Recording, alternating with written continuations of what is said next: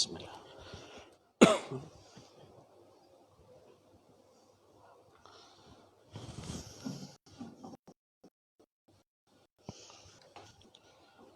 Bismillahirrahmanirrahim.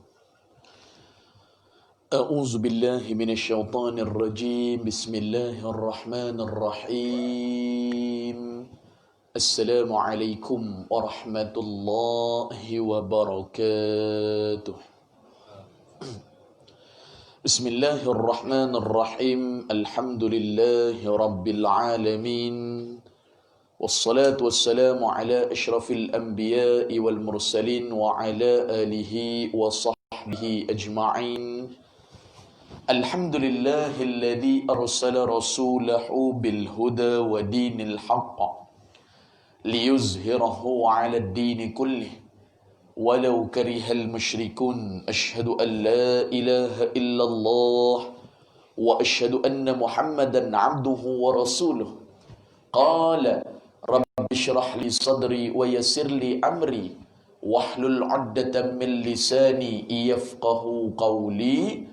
Qalu subhanaka la ilma lana illa ma 'allamtana innaka antal alimul hakim.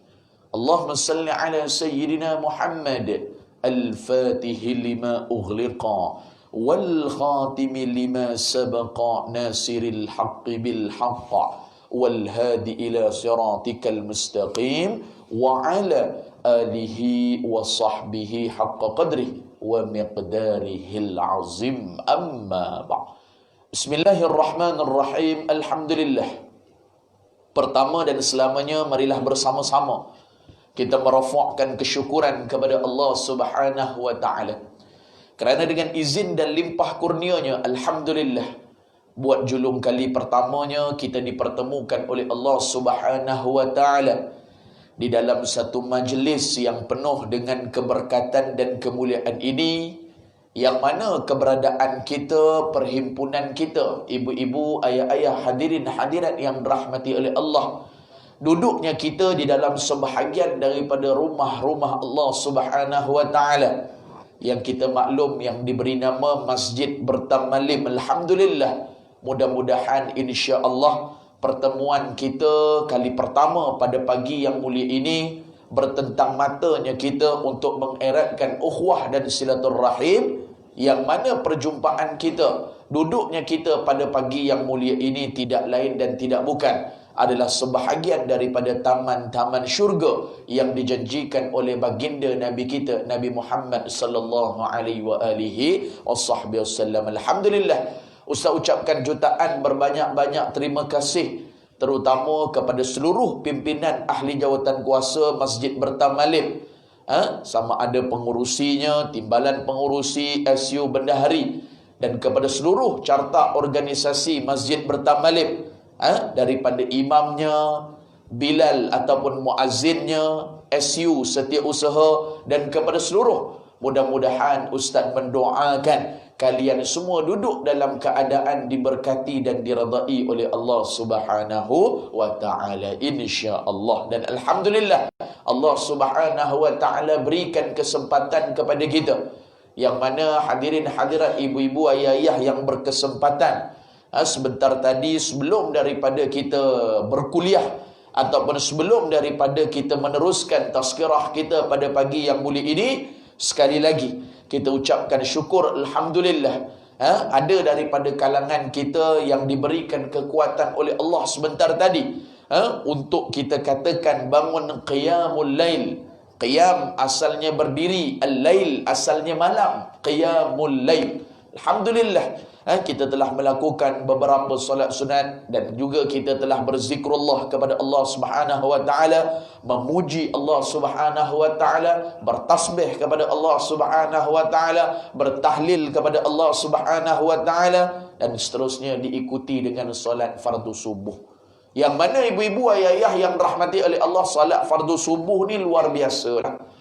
Nah, sehingga puak-puak Yahudi, puak-puak Nasara, dia karang dalam kitab dia.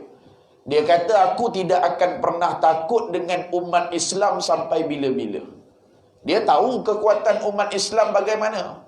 Nah, dia percaya adanya Nabi Allah Adam AS, Nabi Musa, Nabi Isa. Cuma dia tidak beriman, ataupun dalam bahasa mudah, dia tak nak percaya, dia tak nak ikut akan kerasulan khatamul anbiya baginda Rasulullah sallallahu alaihi wasallam. Ayat ni dia tak berapa nak pegang. Nah, dia kata mana Muhammad ni? Itu dia tak percaya. Kata Yahudi dan Nasara, aku tidak akan pernah takut dengan umat Islam sampai bila-bila. Walaupun hari ni kita tengok, tak silap Ustaz, hampir dunia 50 hingga 60% dimonopolikan, dengan makna ramainya umat Islam. Kata puak Yahudi, aku tidak akan pernah gentar dengan umat Islam sampailah, sehinggalah salat fardu subuhnya itu tadi ramai seperti salat fardu Jumaat. Ketika itu agama aku, termasuk aku sendiri, kata Yahudi dan Nasara, aku akan takut, aku akan mula rasa gentar. Kerana apa? Kerana keberkatan, kerana keredaan, kerana rahmat daripada Allah Subhanahu wa taala turun apabila manusia, yakni umat Nabi Muhammad sallallahu alaihi wasallam, penuhnya kita katakan memenuhi ruang-ruang saf salat untuk mendirikan salat fardu subuh. Ini luar biasa. Sebab tu kalau kita tengok hari ni di Turki, di bawah pimpinan Presiden Tayyip Erdogan, mereka telah menetapkan bahawasanya seluruh kaki tangan kerajaan, kalau bahasa kita panggil orang kerja government, orang kerja kerajaan, wajib untuk menunaikan salat fardu subuh secara berjemaah tiap-tiap hari. Dia keluarkan satu undang-undang, kecuali bagi yang uzur. Kita maklumlah manusia macam-macam. Ada yang sakit, ada yang tak sihat. Bagi mereka wajib untuk turun berjemaah, wajib untuk keluar salat fardu subuh berjemaah. Sebab tu beberapa masa ketika muzium tu, yang satu ketika asalnya dimonopolikan oleh Syekh Sultan Muhammad Al-Fatih, kemudian dipegang oleh pimpinan Mustafa Kamal Atatürk laknatullah, yang menukarkan daripada asalnya kita kata masjid, tukar kepada tempat persinggahan jadi muzium. Lama dah tak pernah laungkan azan. Kemudian Allah Ta'ala berikan kekuatan kepada Tayyip Erdogan, presiden ini tadi, yang mana kembali dilaungkan laungan kalimah Allahu Akbar, kalimah laungan azan, maka disitulah kekuatan umat Islam. Sebab tu hari ini ibu-ibu, ayah-ayah yang dirahmati oleh Allah Subhanahu Wa Ta'ala, orang yang boleh hadir salat fardu subuh, orang yang boleh hadir di dalam salat berjemaah, inilah tanda kayu ukur yang menjadi bahawasanya kita memperoleh keberkatan ataupun tidak daripada sisi Allah Subhanahu wa taala. Jadi alhamdulillah, kita telah melalui, kita katakan qiyamul lail, kemudian salat fardu subuh secara berjemaah, dan alhamdulillah inilah saat-saat yang kita nantikan, yakni tazkirah ataupun kuliah subuh kita sempena awal tahun baru. Kalau tak silap Ustaz, hari ni 2 Januari 2021. Allah Ta'ala beri kekuatan kepada kita. Mudah-mudahan ada sedikit manfaat, ada sedikit kebaikan yang boleh kita bawa pulang. Baik, sebelum daripada Ustaz memulakan pengajian ataupun kuliah kita pada pagi yang mulia ini, Ustaz rasa terlebih baik dan terlebih elok untuk Ustaz ta'aruf dululah sedikit sebanyak latar belakang Ustaz. Ustaz pun kali pertama hadir di sini, dan juga ayah sekalian, InsyaAllah mudah-mudahan ukhuwah kita, silaturrahim kita akan berpanjangan. Baik, diberi nama Muhammad Nazri bin Muhammad Nasir, ataupun dikenali dengan Ustaz Nazri Nasir. Alhamdulillah, Ustaz masih lagi menetap di pengajian Madrasah Adniyah Bakriyah Pondok Pasir Tumbuh, Kelantan. Masih lagi mengaji di sana, masih lagi belajar di sana. Kerana kata Nabi SAW, tuntut ilmu daripada buayan sehingga ke dalam liang lahat, takkan pernah berhenti. Sehingga Al-Imam Syafi'i rahimakumullah ta'ala kata apa? Makin mengaji, makin belajar, makin banyak tak tahu. Bukan makin mengaji, makin belajar, makin duduk dalam kuliah, makin tahu. Bukan. Ilmu ataupun bahasa ataupun kita kata ayat yang tersirat daripada Al-Imam Syafi'i, makin mengaji makin banyak yang tak tahu. Betul lah. Semalam kita katakan tak tahu apa-apa, hari ni datang kuliah subuh. Asalnya nak keluar daripada rumah tadi dah ada wuduk. Contoh, nak pakai selipar, tiba-tiba ada tai kucing. Dah ada wuduk dah. Nah, sarunglah kaki kita dekat selipar. Tiba-tiba ada najis, tai kucing ke, tai ayam ke, tai cicak ke. Batal tak wuduk gitu? Ada tai, tadi dah ambil dah wuduk ni. Nah, tiba-tiba Allahumma salli ala sayyidina Muhammad, tak perasan ustaz, selipar letak kat luar rumah, kucing boleh berak pula. Nah, kita sampai dekat masjid ataupun dekat rumah kita ambil wuduk balik semula. Wuduk batal ke? Wuduk tak batal. Cumanya wajib untuk kita basuh balik kaki kita ataupun anggota yang terkena wuduk tadi, kerana tak boleh menanggung najis di dalam solat. Wuduk tak batal, jangan pergi ambil balik.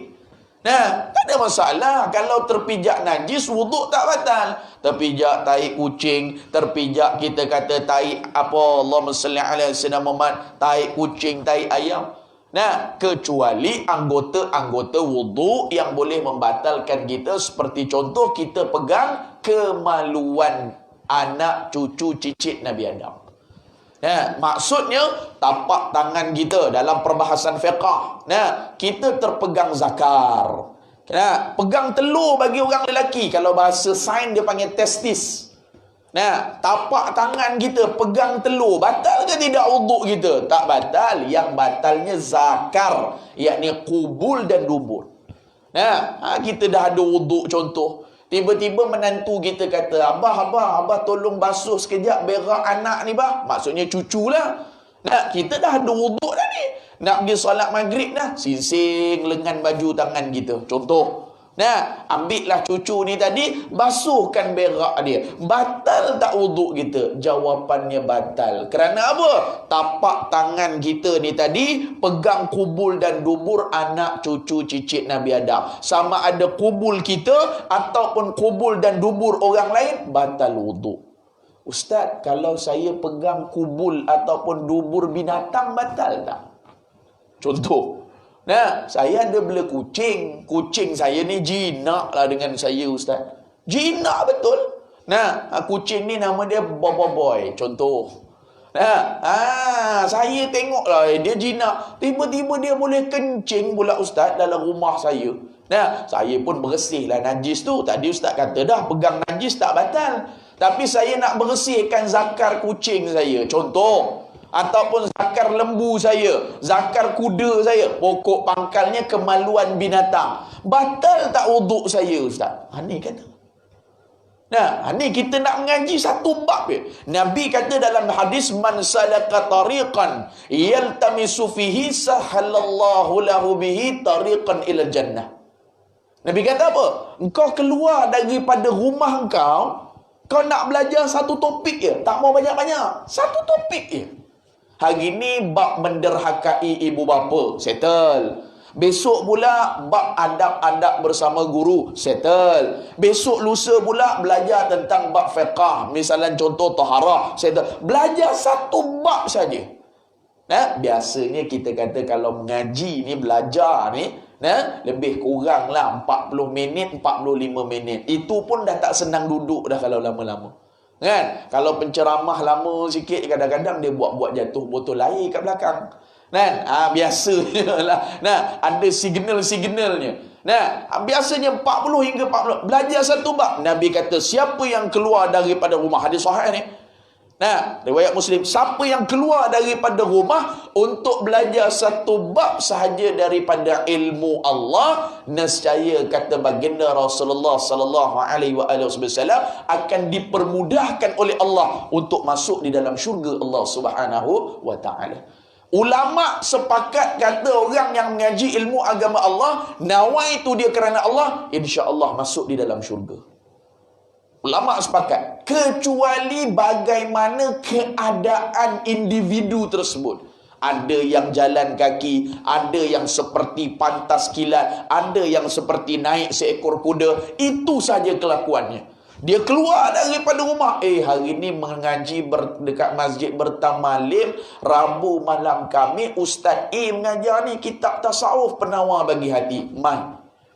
Hari Khamis malam Jumaat pula, minggu pertama baca Yasin, minggu kedua baca Kahfi, minggu ketiga buat majlis selawat, minggu keempat ada seorang mengaji tafsir. Dia datang.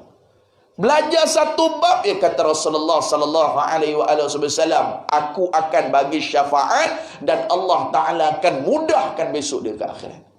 Seperti Ustaz buat contoh tadi, batal tak wuduk dia? Nah, dah ada wuduk ni, tengok alamak kucing kita, jinak yang kita. Nah, kita pun ambil air ataupun bawa dia dekat toilet, kita nak buat contoh. Nah, kita pegang zakar binatang. Ada wuduk ni, batal ataupun tidak wuduk kita? Jawapannya tak batal. Kerana apa? Kerana kemaluan binatang tak dihormati dalam kitab sebut. Tak dihormati macam mana pula Ustaz? Kita buat fikir mudah-mudah lah. Nah, kalau akhir zaman ni kita kata macam-macam orang makan sup ekor. Nah, ada orang sup zakar pun dia makan. Ada? Nah, kita nak buat contoh. Jadi kemaluan binatang itu tadi tak dihormati dalam kitab sebut. Nah, maka kalau ada wuduk, kita pegang binatang tersebut, yakni kemaluan dia tidak membatalkan wuduk. Nampak? Kita belajar satu bab. Sebab tu kita nak bahaskan pada pagi yang mulia ini bagaimana pentingnya seseorang itu tadi menuntut ilmu fardu ain. Penting. Nah, kata baginda Rasulullah sallallahu alaihi wasallam, man talabal ilmi fa'idatun ala kulli muslimin wal muslimatin. Dalam banyak-banyak benda wajib, Allah Taala paling suka sembahyang wajib. Betul? Dia panggil solat fardu maktubah, dia panggil. Ada syahadah, salat, puasa Ramadan, zakat, haji. Lebih-lebih kurang lah tu, kita tak mau hurai panjang-panjang. Nah, dalam bab 5 tadi, benda yang wajib Allah Ta'ala paling suka salat fardu 5 waktu sehari semalam. Dia panggil apa? Salat fardu maktubah. Maktubah ni apa? 5 waktu tu. Subuh, zuhur, asar, maghrib, isyak. Alah Ustaz, tak payah sebut solat fardu maktubah lah Ustaz. Sebut solat 5 waktu, solat wajib orang tahu. Tak. Sebab ada solat yang boleh dikatakan wajib. Seperti contoh dalam pendapat mazhab yang lain, kalau tak silap Ustaz, dalam mazhab Hanafi, bagi solat sunat witir wajib bagi mereka. Nah, maksudnya ditekankan bagi mereka. Sangat-sangat disuruh bagi mazhab ini untuk kita katakan melakukan solat sunat witir. Seperti kita tidak ada, tetapi kita ada apa? Solat nazar dipanggil. Nazar macam mana Ustaz? Dia kata, kalaulah aku dapat naik pangkat 2021 ni, aku dah nazar. Abang nazar apa bang? Saya nak nazar, nak semayang duha 3 hari berturut-turut. Contoh. Nah, tiba-tiba 2021 betul, Allah Ta'ala izinkan dia dapat naik pangkat. Maka solat sunat duha tadi tu, yang asalnya sunat, dah jadi wajib bagi diri dia. Kalau dia tak buat, berdosa. Allahumma salli ala sayyidina Muhammad. Ni kata ni. Nah, dia dah angkatkan jadi wajib. Sebab tu dalam banyak-banyak benda fardu, Allah Ta'ala paling suka sembahyang 5 waktu ni. Nah, cuma ulama' ada berbeza pendapat daripada sudut grade, kualiti pahala berjemaah. Mana yang sangat-sangat dituntut berjemaah, ataupun ranking, level, martabat sembahyang berjemaah, kalau boleh jangan tinggal. Ada 7 ranking. Sembahyang 5 waktu je. Macam mana pula boleh 7? Dengar ni. Ni kita nak mengaji sikit je tak apa. Pertama sekali, sangat-sangat besar pahala berjemaah, solat fardu Jumaat. Pertama sekali. Jumaat memang kena buat jemaah lah. Dalam mazhab Maliki, itu musim PKP 12 orang. Betul? Dalam mazhab kita Syafi'i, sekurang-kurang 40 orang. Tak ada orang semayang Jumaat seorang-seorang. Dia panggil mazhab Ayapin nama dia. Nah, Ustaz, saya rasa tahun ni Ustaz, PKP ni nak semayang seorang lah Ustaz. Nah, saya baca khutbah. Nah, saya sendiri Ustaz. Jangan duk buat pasal. Kau kena tangkap dengan jaim giang. Nah, jadi yang pertama sekali solat fardu berjemaah, yakni solat fardu Jumaat. Nah, kalau sekarang alhamdulillah di tempat kita dah boleh masuk, dah boleh solat berjemaah. Nah, selagi mana kapasiti penuh, insya-Allah tak ada masalah. Nah, berbanding tempat-tempat lain. Selangor hampir 3 bulan dah tidak solat berjemaah, yakni solat fardu Jumaat. 3 bulan dah. Ayah ustaz duduk di sana, 3 bulan dah tak Jumaat. Hanya datang berjemaah 6 orang, 7 orang. Tu pun AJK masjid saja. Beruntung tuan-tuan duduk kat sini. Maka solat fardu Jumaat adalah ranking yang pertama. Kedua, solat fardu subuh pada pagi Jumaat. Nampak? Ranking paling mahal ni. Biasa imam akan baca surah Sajadah, Alif Lam Mim tanzilul kitab la raiba fihi min rabbil alamin am yaquluna iftara, sampai habis. Sehingga dalam kitab Al-Azkar sebut ada makmum lain datang. Contoh, makmum lain kata apa? Contohlah dekat Ustaz Zaid, contoh. Ustaz Zaid, pagi Jumaat ni kalau boleh tak mau bacalah surah Sajadah dengan hal ata 'alal insan ni. Kan biasa kita naik rakaat sunni hal ata 'alal insani halum minad dahri lam yakun syai'an madhkura. Biasanya ada makmum lain, tak kiralah makmum tu musafir ke, qaryah kita ke, dia kata, Ustaz, saya ni sakit lutut Ustaz, tak maulah baca panjang-panjang Ustaz, baca ringan-ringan je. Dalam kitab Al-Azkar Al-Imam Nawawi sebut tak perlu ikut pandangan dia, sebab diberati, dituntuti pada pagi subuh tersebut. Tapi kalau dia minta pada isyak malam kejap lagi, contoh, Ustaz Zaid, kita nak semayang isyak ni kan, Ustaz Zaid, kita nak semayang maghrib kan, nak semayang Allahumma salli ala zuhur asar kan, kalau boleh jangan lama-lama sangatlah, saya ni lutut sakit, saya ni orang musafir, anak saya kecil lagi, kalau boleh sederhana semayang. Kerana baginda Rasulullah sallallahu alaihi wasallam sebut, imam yang faqih, imam yang cerdik tak terlalu memberatkan solat dan tak terlalu meringankan solat, tengah-tengah. Jangan berat sangat, dia baru keluar tahfiz, fresh 30 juzuk, semayang isyak dia pukul je Baqarah daripada mula sampai habis. 3 jam setengah semayang isyak. Menggeletar lutut jemaah dekat belakang. Contoh, tak mau. Ataupun ringan sangat. Allahu Akbar, baca Fatihah. Bismillahirrahmanirrahim, Yasin, Allahu Akbar, kelang kabut makmum dia buatnya. Contoh, tak mau, sederhana. Maka kata baginda Rasulullah sallallahu alaihi wasallam, itulah imam yang terbaik. Jangan berat sangat, jangan ringan sangat. Maka datang orang hamba Allah kata, Ustaz, imam tolonglah, subuh Jumaat ni baca ringan-ringan je lah. Baca ayat kursi, lepas tu amanar rasulu bima unzila ilaih, ataupun baca surah-surah biasa je, mam. Kami dekat belakang tak larang. Adakah kena pakai perkataan dia? Adakah kena ikut buah dia? Adakah kita kata boleh kita toleransi? Tak ada masalah. Nak baca bagi imam tu tak ada masalah, tapi tak perlu ikut. Tapi kalau dia datang isyak, mam, janganlah baca lama-lama. Imam kalau semayang isyak, ya Allah, rakaat pertama tu panjangnya, mam. Kita kena ambil pakai. Tapi subuh pagi Jumaat, no way. Ini mahal ni. 2. Tadi pertama solat Jumaat. Yang kedua solat fardu subuh pada pagi Jumaat. Yang ketiga solat fardu subuh selain hari Jumaat. Tu kata nampak 7 tadi. Semayang 5 waktu, solat 5 waktu. Ada orang kadang-kadang dia sebut sembahyang. Ada orang kalau sebut solat. Solat lughatul Arabiyah.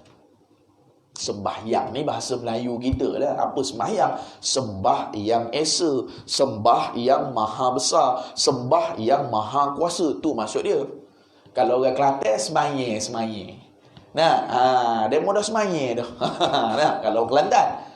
Sembahyang. Solat fardu subuh selain hari Jumaat. Mana? Pagi ni ya.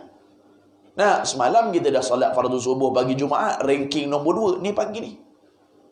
Kalau kita perhati ranking nombor 1, nombor 2, nombor 3, semua 2 rakaat. Allahumma salli ala sayyidina Muhammad. Jumaat 2 rakaat, subuh pagi Jumaat 2 rakaat, subuh selain hari Jumaat pun 2 rakaat juga. Ini ranking. Kalau fikir logik patutnya banyak rakaat lah, lagi banyak Allah Ta'ala bayar ganjaran pahala. Tak, jangan fikir macam tu. Sebab tu nisbah kita dengan Allah lain dengan nisbah kita sesama manusia.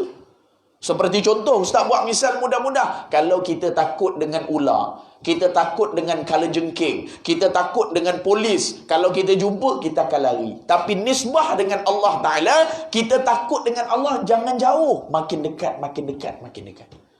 Kalau takut dengan nampak ular, ya Allah ustaz, ular masuk rumah saya, lari jauh lah kita. Tapi banyak ni ustaz saya melakukan dosa. Banyak ni ustaz saya melakukan maksiat ustaz. Saya tak tahulah nak cakap ustaz. Allah Ta'ala terima ke? Minta ampun kepada Allah. Makin dekat, makin dekat, makin dekat, makin dekat. Itu nisbah kita dengan Allah Subhanahu wa Ta'ala. Sama macam ni.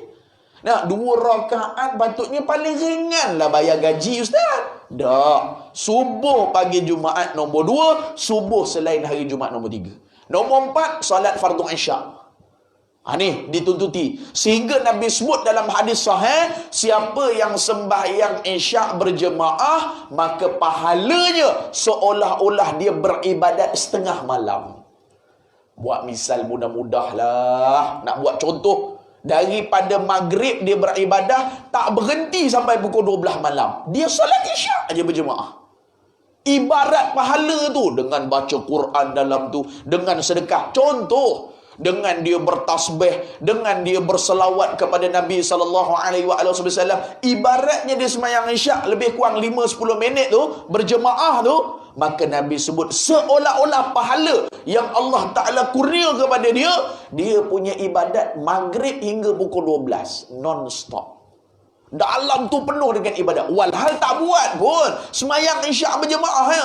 Nabi tambah lagi, siapa dia yang sembahyang isyak berjemaah dan juga sembahyang subuh berjemaah, maka seolah-olah dia beribadat sepanjang malam. Nabi kata ni. Sebab tu ustaz kata tadi, nombor Jumaat pertama solat fardu subuh pada pagi Jumaat, nombor 2 solat fardu subuh selain hari Jumaat, nombor 3, nombor 4 solat fardu isyak, nombor 5 apa? Solat fardu asar. Nombor 6 apa? Solat fardu zuhur. Nombor 7 apa? Solat fardu maghrib. Selesai. Ni 7 ranking. Nah, berjemaah. Ustaz ulang balik. Jumaat nombor 1. Solat fardu subuh pagi Jumaat nombor 2. Solat fardu subuh selain hari Jumaat nombor 3. Nombor 4 solat fardu isyak. Nombor 5 solat fardu asar. Nombor 6 solat fardu zuhur. Nombor 7 solat fardu maghrib. Dalam banyak-banyak ibadat, solat itu tadi paling Allah Ta'ala kasih. Allah Ta'ala paling suka. Nah, kecuali ada benda yang dia nazar. Itu jadi wajib dah. Nah, kalau dalam mazhab Syafi'i, dalam kitab Matla'ul Badrin sebut, nak dikatakan nazar ni macam mana? Mesti berlafaz. Okey, mesti berlafaz. Tak jadi kalau duduk seorang-seorang, ustaz. Saya kalau dapat anak perempuan ni lah ustaz, saya rasa lah ustaz, saya nak sembelih seekor lembu lah ustaz. Contoh. Nah, maka dapat anak perempuan ataupun dapat apa yang dia hajati, adakah itu dipanggilkan nazar? Tak. Itu dipanggil sedekah, infak biasa saja. Tapi kalau dia sebut macam ni, dia tentukan. Kalau dalam kitab dia kata dia ta'yinkan. Dia tentukan apa? Perkataan nazar ataupun wajib atas aku. Salah satu. Contoh dia kata macam ni, ustaz, saya kalaulah dapat naik pangkat ustaz, wajib atas saya ustaz untuk semayang solat sunat duha 3 hari berturut-turut. Tadi dia sebut wajib atas aku. Ataupun satu lagi kenyataan, ustaz, saya dah bernazar. Dia tak kata wajib atas aku, dia kata ustaz saya bernazar. Abang nazar apa? Dapat naik pangkat ni ustaz, saya nak semayang tahajud 3 malam berturut-turut. Nampak? Kalau dia sebut macam ni, tuan-tuan yang rahmati oleh Allah, jadi wajib dah bagi dia. Okay? Wajib atas aku ataupun nazar. Tapi biasa orang kita sebut nazar je. Jarang dah dengar, ustaz, saya ni ustaz nak orang kata wajib atas saya ustaz bila mana saya ni jarang dengar. Biasa straight to the point. Nah, ustaz, saya dah menazar dah ustaz. Nah, dapat saja anak perempuan ustaz. Nah, saya nak bagi makan kambing goli 3 ekor dekat jemaah masjid bertamalim. Contoh. Nah, dapatlah apa yang dia hajati, maka wajib dia kena buat. Dan dalam konsep nazar ataupun perbahasan nazar, kalau dia infak daripada bentuk makanan misalan, nah, semua yang makanan tersebut haram bagi dia untuk makan. Contoh, dia kata, ustaz, saya dapat anak lelaki, Wajib atas saya. Ataupun, ustaz, saya dapat anak lelaki, saya nak nazar, nak buat 3 ekor kambing golek dekat Masjid Bertambalim. Diri dia dan seluruh tanggungan dia tak boleh makan binatang tersebut. Wajib kena serah bulat-bulat kepada orang lain. Contoh, siapa dia tanggung? Kita katalah contoh, isteri dia tanggung lagi, anak dia tanggung lagi. Maka dalam tanggungan dia tak boleh makan binatang tersebut ataupun makanan tersebut. Tapi sebelah rumah dia, abang dia, contoh, nah, dia bernazar nak sembelih 3 ekor kambing apabila dapat apa yang dia hajati, betul? Tetapi abang kandung dia duduk sebelah rumah. Adakah abang kandung dia tak boleh makan? Tak. Adakah dia ni tadi tanggung abang dia? Abang dia tak tanggung, abang dia kerja dia. Maka abang dia tadi tak ada masalah lah untuk makan daging kambing golek tadi tu. Yang tak boleh makan diri dia dan siapa dia tanggung. Kalau ada mak ayah dia tanggung, tak boleh makan juga. Nampak? Dia kata, contoh, ustaz, saya kalau dapatlah naik pangkat ni ustaz, saya nak solat sunat hajat 3 hari berturut-turut. Jadi wajib lah. Nah, jadi wajib. Kecuali nazar ni tadi, benda itu tadi dah memang wajib. Itu tak jadi. Dia nazar ni benda sunat angkat jadi wajib. Itu baru betul, nazar. Benda sunat, sedekah kan sunat, semayang duha kan sunat, semayang hajat kan sunat. Tapi kalau dia kata macam ni, ustaz, saya dapat naik pangkat, ustaz, saya bernazar. Abang bernazar apa? Saya bernazar, ustaz, saya nak semayang solat fardu zuhur 3 hari berturut-turut. Dia panggil abang tu abang mabuk ketum, dia panggil.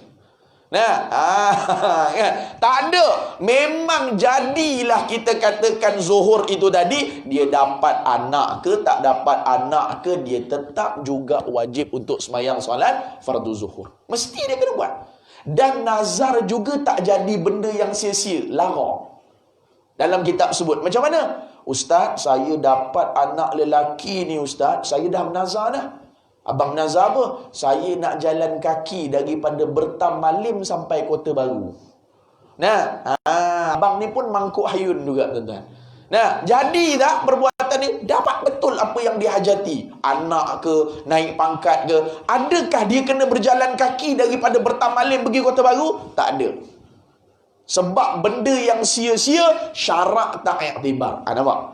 Sebab tu dalam benda wajib, Allah Ta'ala paling suka semayang 5 waktu.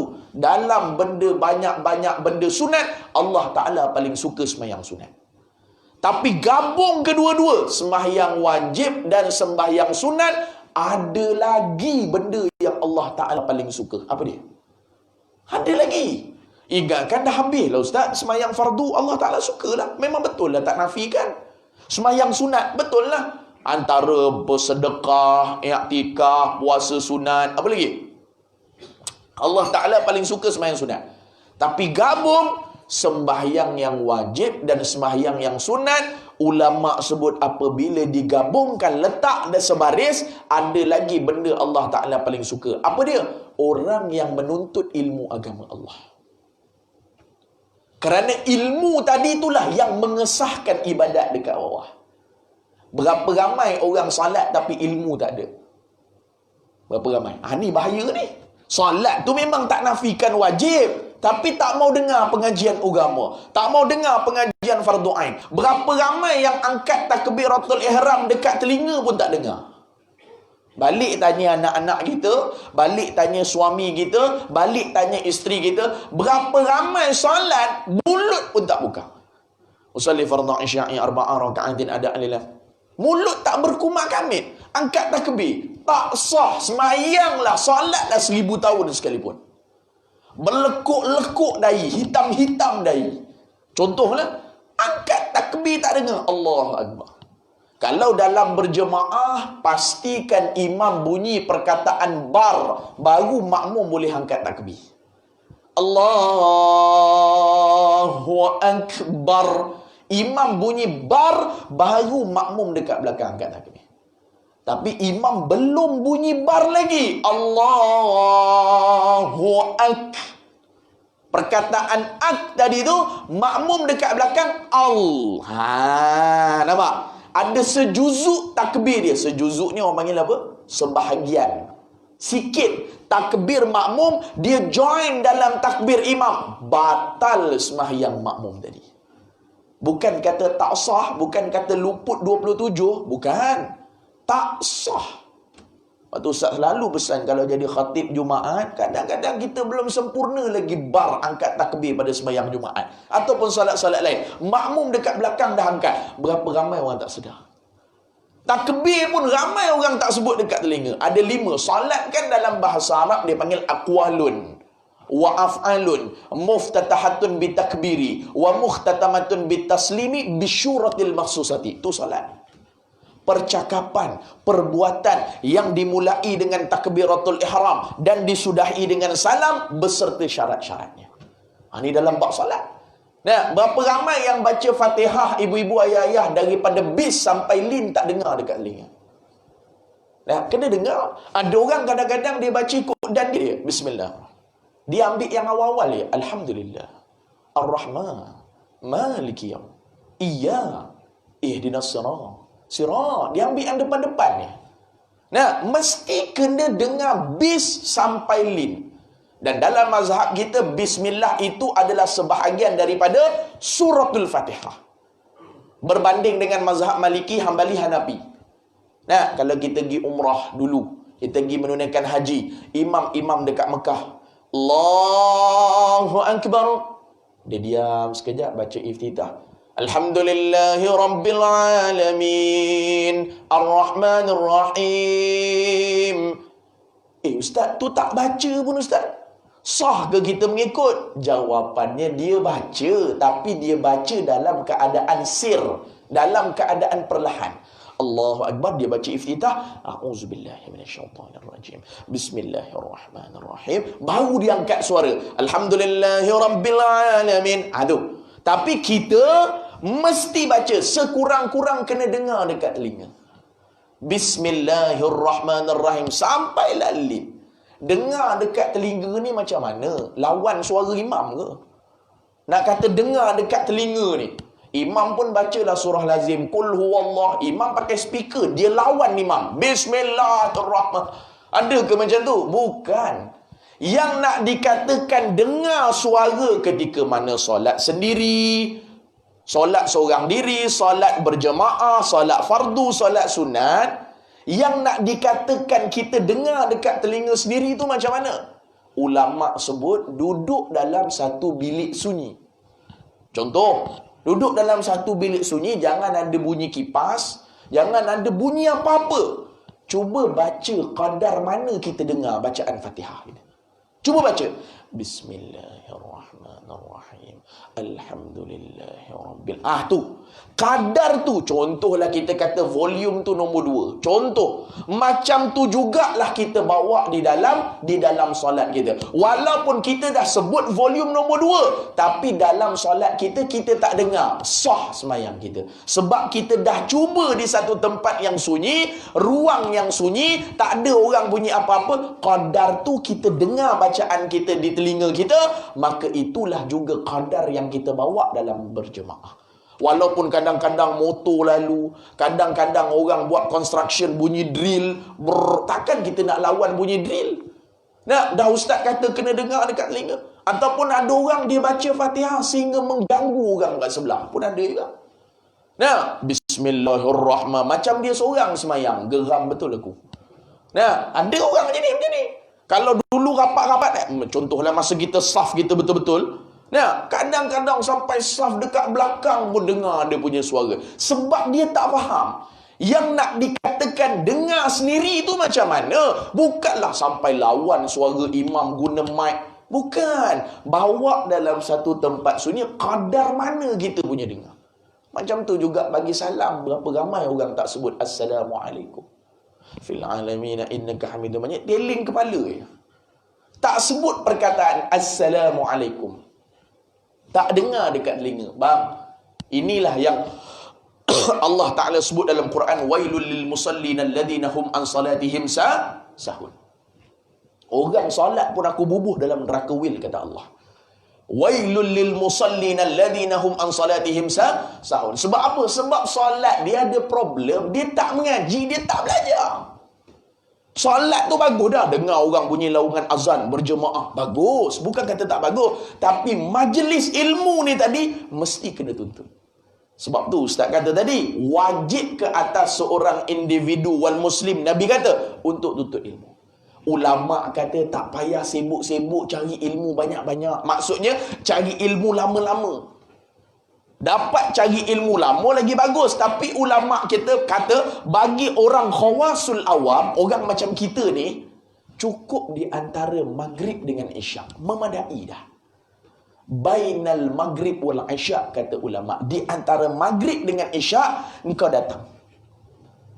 Kata ustaz, kita kena seimbang dunia akhirat ustaz. Kan? Tak boleh kita lebihkan dunia sangat ustaz. Tak boleh kita lebihkan akhirat sangat. Dunia kata seimbang, akhirat kata seimbang. Awak kerja pukul berapa? 8 pagi 5 petang. Berapa jam tu? 8 jam. 8 jam lah juga awak mengaji agama Allah. 8 jam jugalah awak baca Quran. 8 jam jugalah dalam tu awak menuntut ilmu. Adakah begitu? Tak perlu, kata ulama. Buatlah apa-apa kerja yang lain, tapi ulama kata bainal maghrib wal isya, datanglah ke dalam majlis ilmu.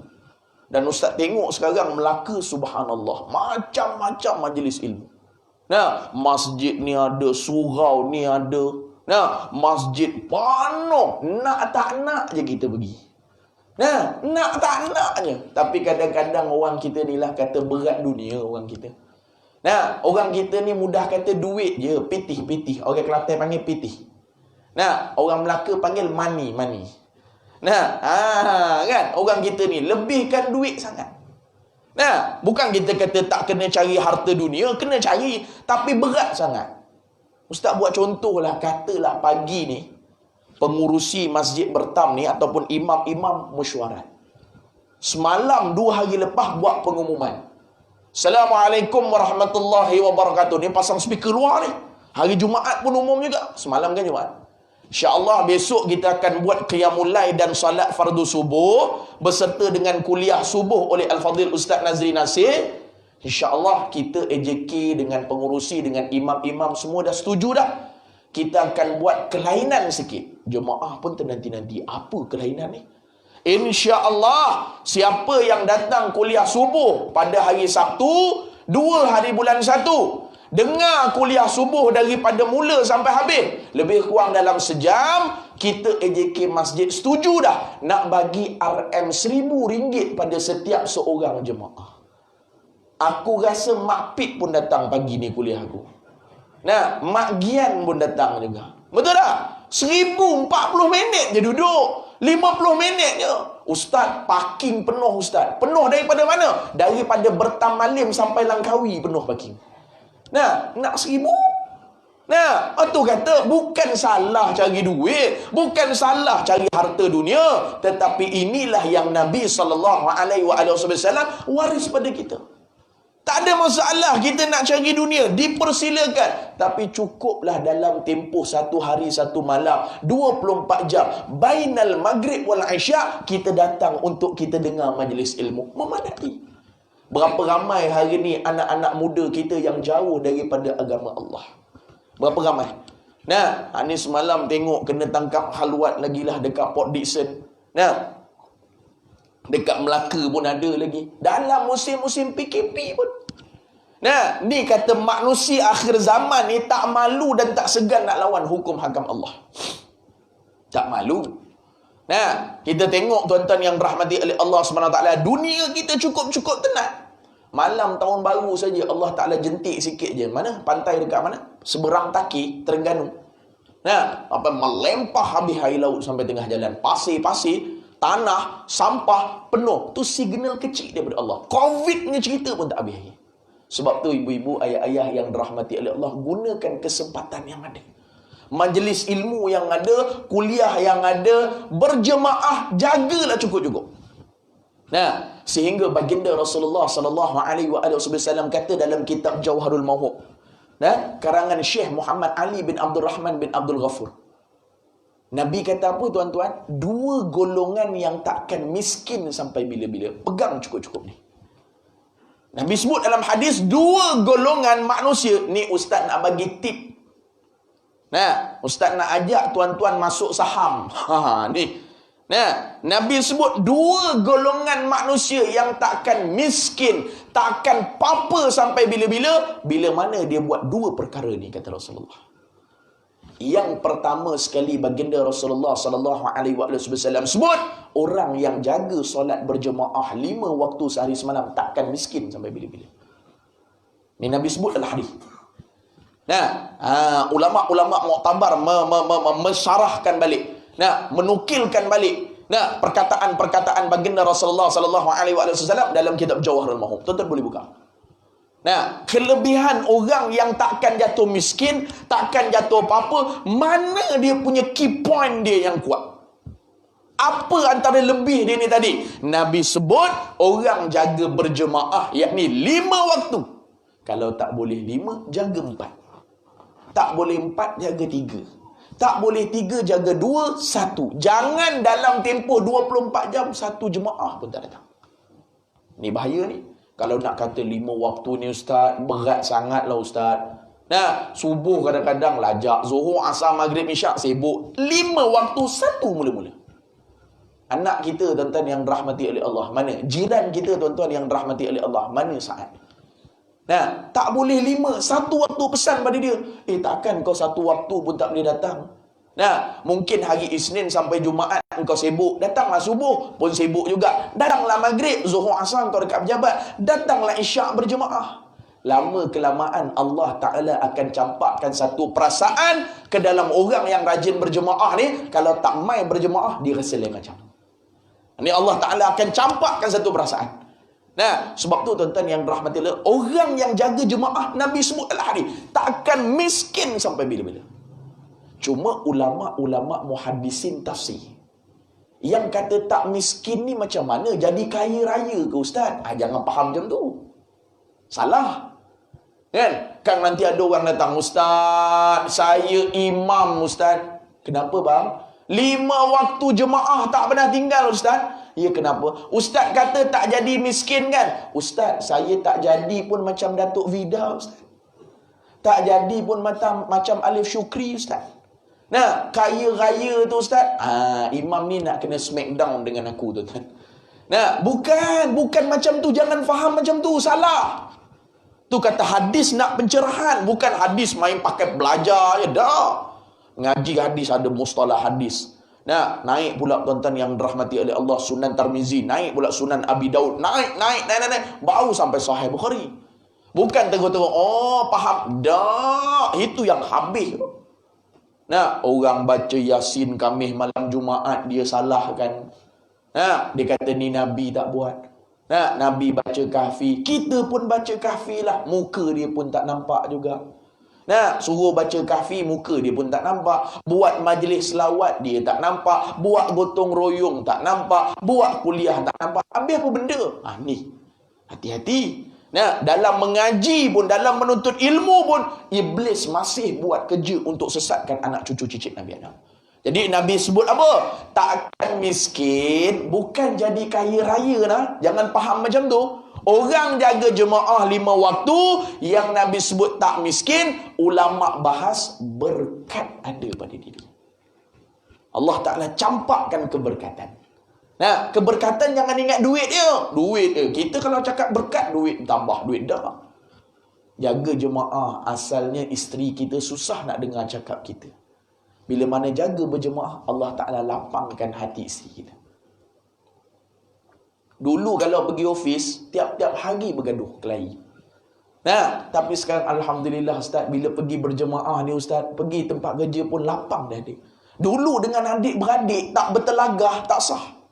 Sekarang bila sekat-sekat dah jaga jemaah ni, bila mana dah mula berjemaah, ustaz, saya maafkan je lah ustaz.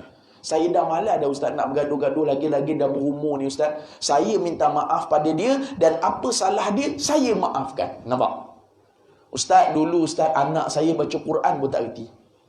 Tapi bila mana saya jaga jemaah Ustaz, betul Ustaz kata, nak menitik air mata saya. Kenapa bang? Anak saya dah boleh baca Quran Ustaz. Hantar pergi tempat mengaji, hantar pergi tempat kelas Iqra. Alhamdulillah Ustaz, dah boleh mengaji seronok. Saya pun Ustaz turut suka tengok Ustaz. Dan saya pun menjadikan satu anjakan paradigma bagi diri saya pun nak mengaji. Nampak berkat.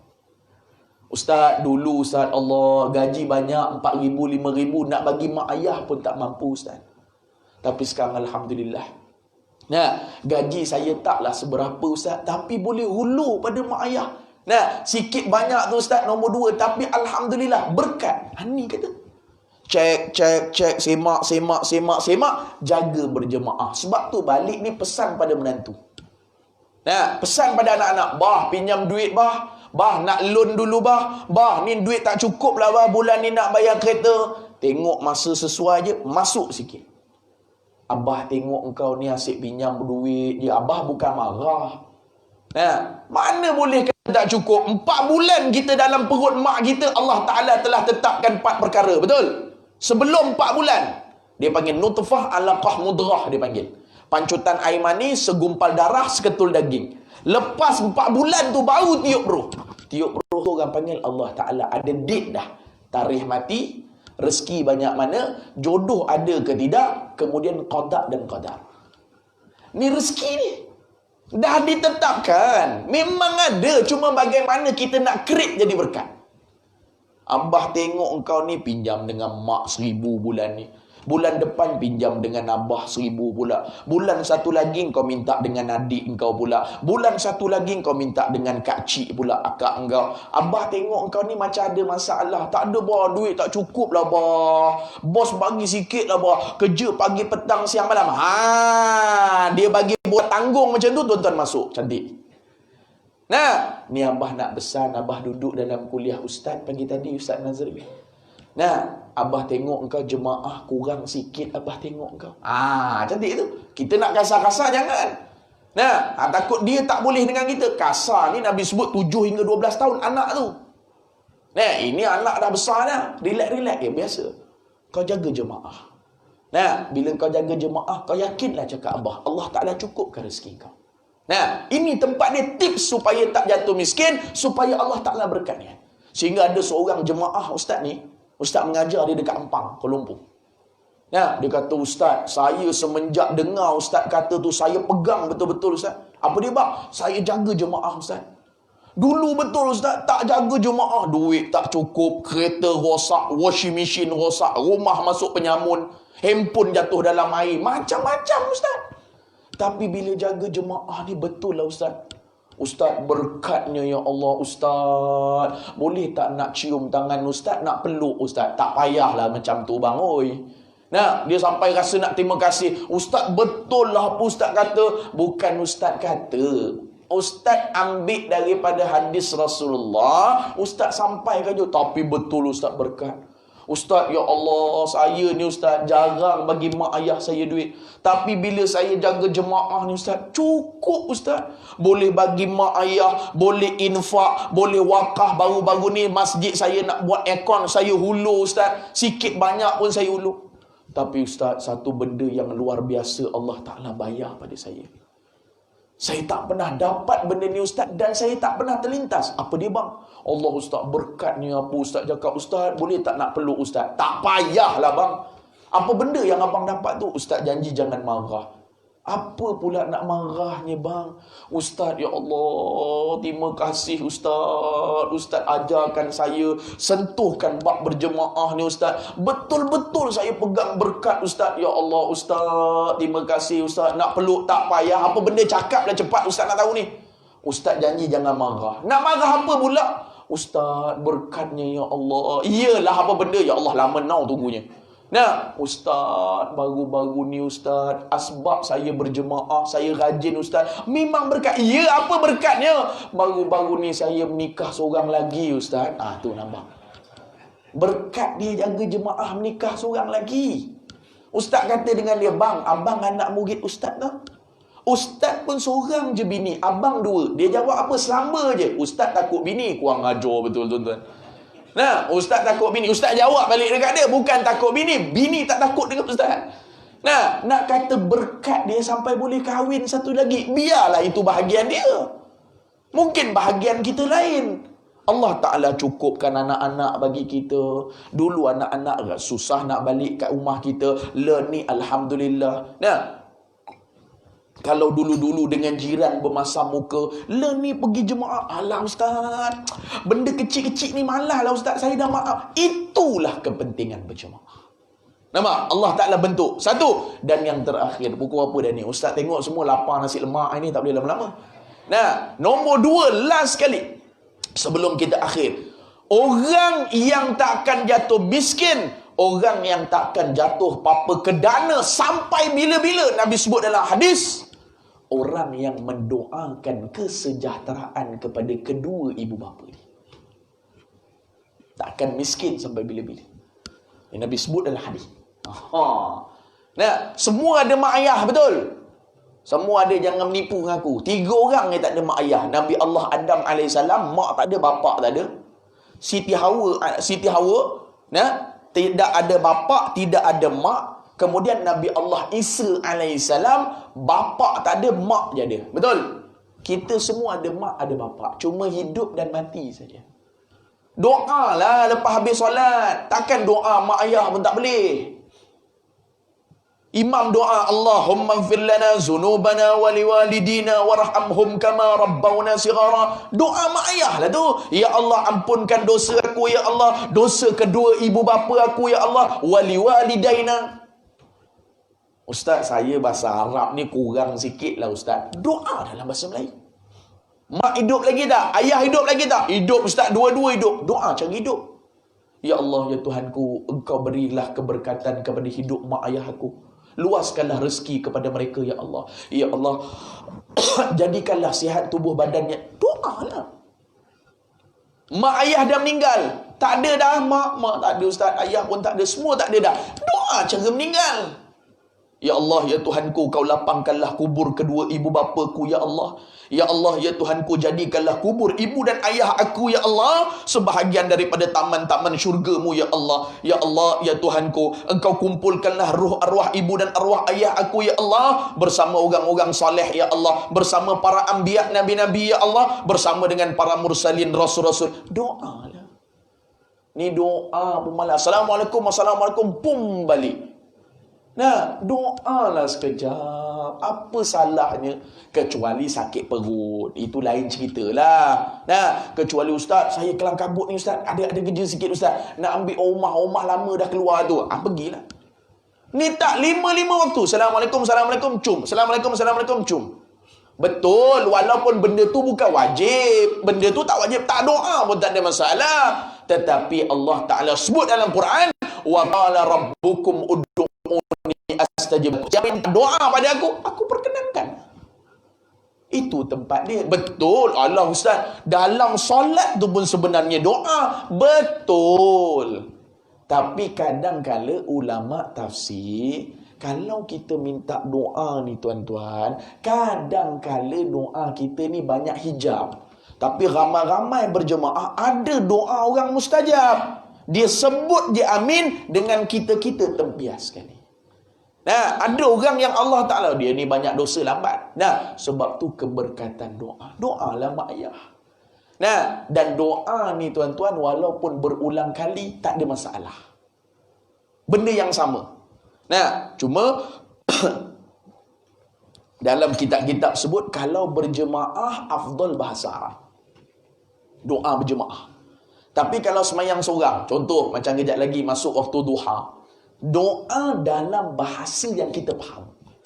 Kalau semayang seorang, semayang tahajud, contohlah, semayang hajat, semayang duha, semayang apa lagi? Taubat, semayang seorang diri.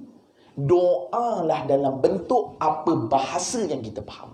Nah, Allah semua bahasa dia faham. Nah, cumanya walaupun doa tu yang sama, tidak ada masalah, tidak ada isu dia.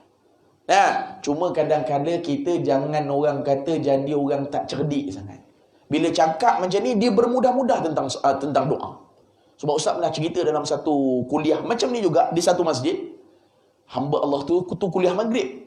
Ustaz ceritalah berkenaan dengan doa bla bla bla bla bla bla. Lepas semayang fardu isyak, dia semayang ba'diyah isyak. Okay, ustaz pun lambat sikit. Dia dah duduk tahiyat akhir dah. Ustaz baru angkat takbir. Nah, dia pun doa. Dia dah bagi salam. Ustaz berdiri ni. Dia pun doa. Bismillahirrahmanirrahim. Alhamdulillah Rabbil Alamin. Wassalatu wassalamu ala ashrafil anbiya'i wal mursalin wa ala alihi wa sahbihi ajma'in. Itu sunat dalam berdoa. Dia panggil adab. Mula-mula sebut nama Allah. Puji-puji bagi Allah. Kemudian selawat. Dia adab. Alhamdulillahi Rabbil Alamin. Wassalatu wassalamu ala ashrafil anbiya'i wal mursalin. Dia panggil adab. Segala puji-puji bagi Allah, Tuhan yang menciptakan sekalian alam, dan selawat dan salam kepada Rasulullah. Adab dia. Mula-mula sekali. Kita nak bagi ucapan, kita nak cakap depan orang. Pertama, puji bagi Allah. Kedua, selawat. Ustaz berdirilah ni, tengah baca. Iya kan nak. Dia pun doa kat sebelah. Ya Allah, ya Tuhanku. Ya Allah, ya Allah. Berulang-ulang kali. Ya Allah, ya Tuhanku. Ya Allah, ya Allah. Ustaz dekat sebelah. Iya kan nak bodoh. Duk dengar dia baca doa. Aku pun tak khusyuk dia jadi. Ya Allah, ya Tuhanku. Ya Allah, ya Allah. Macam biasalah, ya Allah. Amin, amin, ya Rabbal Alamin. Macam biasa. Aku rasa tengok dia kecil besar je masa tu, tuan-tuan. Dia ingat order roti canai agaknya. Macam biasa sampai orang tu tahu dah roti canai dia tarik. Kurang ajar betul, tuan-tuan. Geram dibuat ni masa tu, tuan-tuan. Nak cerita pada tuan-tuan, walaupun berulang kali, walaupun kita katakan doa kita itu tadi, Allahumma salli ala Sayyidina Muhammad, benda tadi tu memang harian kita sebut, tidak ada masalah. Kerana apa? Kerana doa kita ada daripadanya belum dikabulkan oleh Allah, maka jangan pernah kenal erti lelah dan putus asa untuk doakan kedua mak ayah kita. Sebab tu tuan-tuan yang dirahmati oleh Allah, hadirin muslimin muslimat yang dirahmati oleh Allah, gunakan ruang, gunakan masa yang ada ketika ini, kerana dunia sekarang ini bukan tempat kita kelahi dah. Dah tiba masanya umat Islam kita kena satu hati. Tiba masa dah. Lama dah kita ni bertolak ansur, sehingga kita ditolak secara beransur-ansur. Lama dah. Dah sampai masanya benda kecil-kecil umat Islam, orang Melayu kita, tuan-tuan, memaafkan saja. Tuan-tuan tengok hari ni bagaimana kita punya tugas tanggungjawab semakin banyak, masa kita semakin sempit. Tuan-tuan tengok dengan wabak, tuan-tuan tengok dengan perzinaan, tuan-tuan tengok dengan orang minum arak, tuan-tuan tengok dengan orang LGBT, dan paling penting, maksiat paling besar adalah orang yang tinggalkan solat fardu 5 waktu sehari semalam. Itu maksiat paling besar. Kerana punca tinggal solat boleh zina, tinggal solat boleh rasuah, tinggal solat macam-macam boleh berlaku. Maka dah habis masa dia untuk kita berbalah. Dah tiba dah saatnya umat Islam, terutama orang Melayu tanah air kita, dah tiba masa untuk kita bersatu hati. Takkan kita nak tengok lagi, tuan-tuan, orang hina agama kita. Ni bukan saya nak cerita politik, ni sensitiviti umat Islam. Kena ada. Orang terbalikkan bendera Malaysia, tuan-tuan tak rasa apa ke? Tuan-tuan kalau mengaji dalam sirah Nabawiyah, di zaman Nabi SAW masuk perang, Nabi ada bagi seorang untuk pegang bendera. Yang kita maklum kalau pergi haji umrah, pergi masuk muzium tu, warna hijau kalimah La ilaha illallah. Tuan-tuan mengaji sirah Nabawiyah, kalau tak silap Ustaz Khalid Al-Walid, kalau tak silap, ada seorang hamba Allah, sahabat Nabi, Nabi kata, engkau pegangkan bendera ni, dalam perang nanti, kau pegang tugas engkau. Ni nak cerita bendera, jangan anggap benda main-main. Diberikan tangan kanan, masuk dalam medan perang, pancung, putus, pegang tangan kiri. Ni sahabat Rasulullah. Potong lagi tangan kiri, dipotong oleh musuh. Puak-puak kafir ni, tuan-tuan tahu pegang guna apa? Gigit guna mulut untuk tinggikan bendera agama Allah. Ni orang nama, alah ustaz, bendera Malaysia terbalik. Apa maksud bintang? Apa maksud bulan? Itu agama Islam. Apa 14 jalur? Semua ada maksud. Kita, alah ustaz, kalau sekali dua tak apa. Berapa banyak kali, tuan-tuan, tulisan Jawi nak dihapuskan, tuan-tuan yang rahmati oleh Allah. Ni kata, kalau produk engkau pandai pula engkau tulis tulisan Jawi. Sebab apa? Sebab orang Melayu beli. Ni bukan kita nak marah, tuan-tuan. Ni kena ada sensitivity. Kena ada rasa sikit, kenapa orang buat agama aku? Kata Buya Hamka di dalam satu syair dia. Kenal Buya Hamka, ulama Indonesia. Dia kata apa? Di saat agama kamu dihina, di saat agama kamu dicaci, di saat agama kamu dipijak, kamu diam, kamu bacol, kata Buya Hamka, gantikan pakaian pada tubuh kamu dengan kain kapan, kata Buya Hamka. Bahasa mudahnya, orang hina agama kau, bangsa kau, kau tak ada apa-apa Mudah bahasa lah. Sebut macam tu, lebih baik kau matilah. Macam tu maksud dia. Tapi tak naklah sebut dalam bahasa yang kasar. Nak sebut dalam bahasa sejarah. Nak sebut dalam bahasa apa? Bahasa yang memberi kefahaman, bahasa sastra supaya orang faham. Ini Buya Hamka, ulama Indonesia. Orang buat apa-apa, tak apalah ustaz, biar je lah. Orang ambil hak kita, orang zalim bangsa kita, orang buat kepada umat Islam, bla bla bla. Alah ustaz, tak apalah, lebih-lebih kurangnya. Ni bahaya orang macam ni. Sebab tu tuan-tuan yang rahmati oleh Allah, ustaz bukan nak menimbulkan pergaduhan, perpecahan. Dah. Kita cerita kita. Orang lain bersatu hati. Orang lain tuan-tuan yang rahmati oleh Allah, pegang macam mana pun tak terlerai. Tapi kita tuan-tuan yang rahmati Allah, orang cucuk sikit je, habis kita tabur fitnah. Nah, habis kita pergi buka aib orang. Sebab tu tuan-tuan yang rahmati oleh Allah, ruang dan waktu yang ada ni tuan-tuan, insya-Allah kita manfaatkan, kita berikan, orang kata sepenuh tenaga kita, sepenuh masa kita untuk agama Allah. Dan khulasah ustaz pada pagi yang mulia ini, Allah Ta'ala bagikan ruang kepada kita. Allah Ta'ala bagi masa pada kita.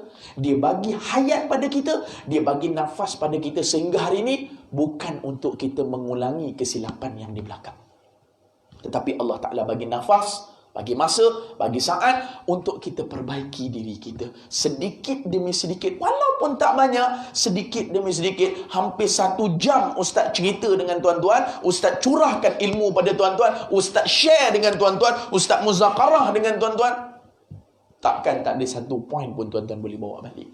Sebab tu gunakan masa yang ada. Jangan ulangi lagi kesilapan kita. Mudah-mudahan Allah Ta'ala turunkan rahmat pada pagi yang mulia ini. Mudah-mudahan Allah Ta'ala mengampunkan kita semua. Jadi Ustaz rasa cukup dululah kuliah Ustaz pada pagi yang mulia ini. Jam pun dah 7.40, 7.45 dah. Nah, Ustaz datang jauh daripada negeri Kelantan. Takkan nak ceramah 30 minit tak berbaloi. Nah, semalam dekat Pengkalan Rama, kuliah satu surau. Dia kata insya-Allah kita akan mendengarkan kuliah Ustaz Nazri lebih kurang 30 hingga 40 minit. Nah, aku dapat mic tuan-tuan 40 minit. Apa benda datang jauh-jauh. Kan? Takkan 40 minit aku santap 1 jam setengah tuan-tuan.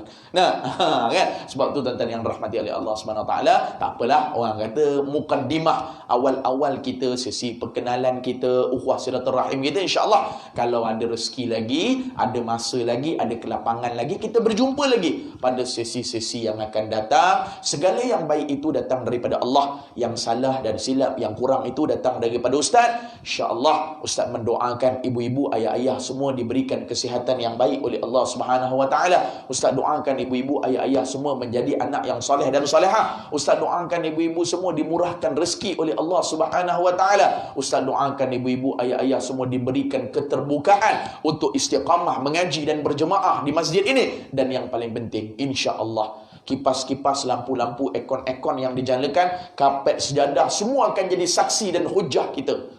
Sekiranya kita tak ada rezeki lagi nak berjumpa pada masa akan datang, mungkin Allah Ta'ala ambil nyawa kita, mungkin kita tak ada umur lagi, yakin dan pasti insya-Allah kalau bukan di atas dunia, insya-Allah kita semua pada pagi ni akan berjumpa di dalam syurga Allah Subhanahu wa taala. Mudah-mudahan Allah Taala yang memberi kebaikan kepada kita. Sekali lagi Ustaz mohon maaf sekiranya terambil masa ibu-ibu, ayah-ayah sekalian. Mudah-mudahan Allah Taala memberikan 1001 kebaikan pada kita pada pagi yang mulia ini. Aqulu qauli hadza wa nastaghfiruka wa natubu ilaih. Bismillahirrahmanirrahim. Alhamdulillahirabbil alamin.